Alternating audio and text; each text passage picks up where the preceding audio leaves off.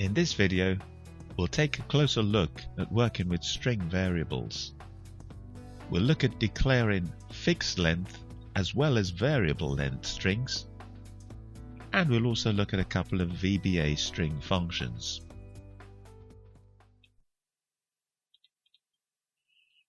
Let's go back into the exercises folder and let's open up our Word VBA training template.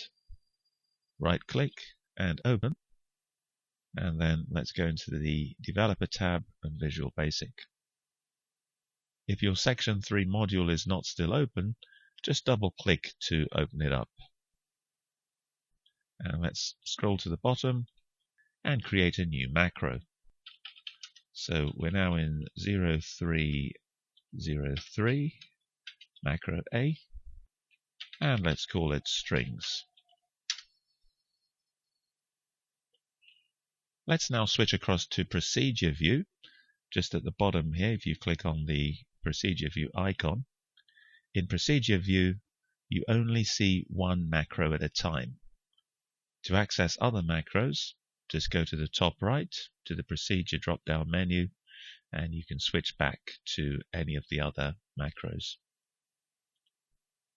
Let's start by declaring a couple of variables. We've already seen how you can declare a variable which will hold a string of an indeterminate length. You can also limit the length of a string when you declare it. Let's take an example of both. Let's first have a variable into which we can store the user's first name.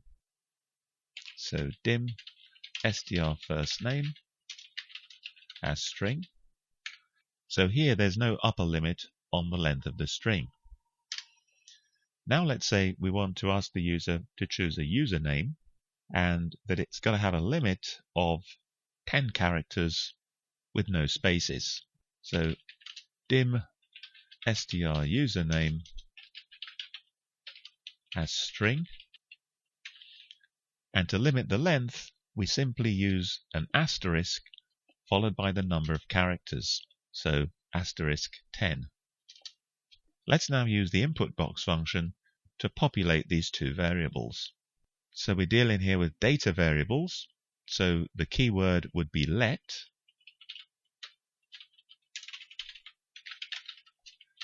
equals input box, and then in brackets we'll put the prompt. Please enter your first name, and then let again for str username.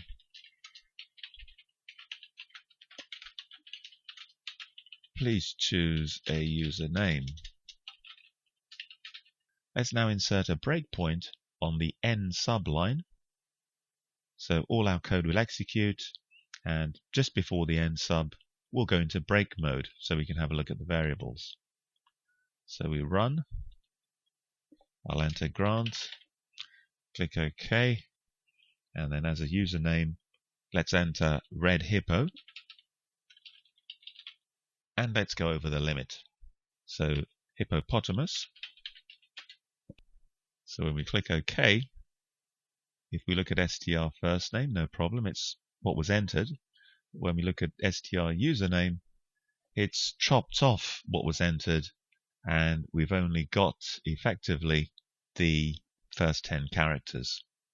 Let's exit break mode by clicking on the reset button, and let's remove the breakpoint. VBA has a number of functions designed to be used with strings.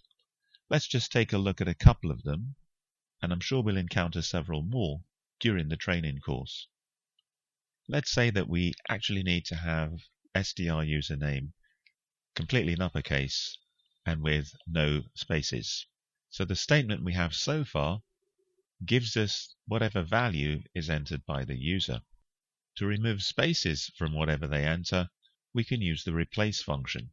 So we start our statement with replace. Because it's a function, we then open parentheses, and the tooltip tells us that we need 3 obligatory parameters, and then we've got a series of optional parameters. The first parameter is exactly what we already have.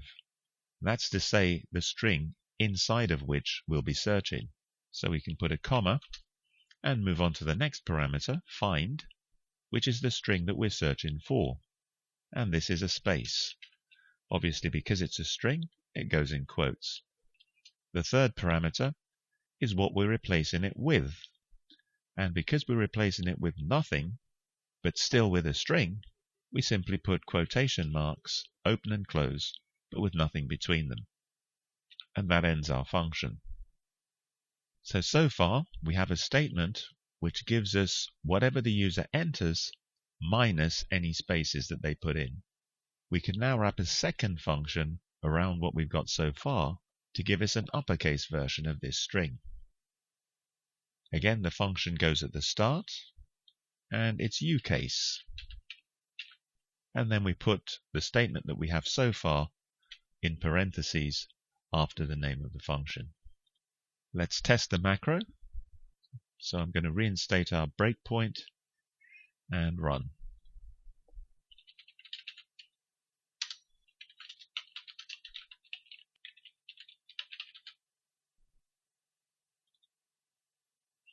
Now let's see what we've got. So the space I entered is removed, everything goes to uppercase, and we've got blue hip hop. We'll be working with strings throughout the course, so you will get plenty of practice on doing all of this. So let's leave it there for the moment, and we'll move on to look at working with number variables. So I'm going to click Reset to come out of break mode, remove my breakpoint, and then save our changes.